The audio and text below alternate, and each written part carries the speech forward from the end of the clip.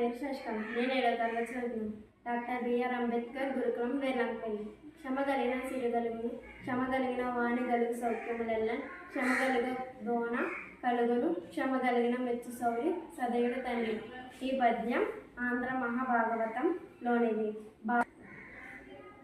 భావం: ఓ తండ్రి, ఓర్పు కలిగి ఉంటే సంపద కలుగుతుంది.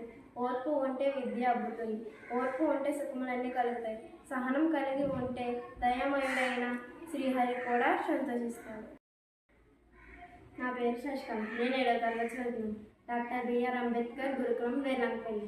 క్షమగలిగిన సిరుగలుగును క్షమగలిగిన వాణి గలుగు సౌఖ్యములెల్ల క్షమగలుగ దోణ కలుగును క్షమగలిగిన మెచ్చు సౌరి సదయుడు తండ్రి.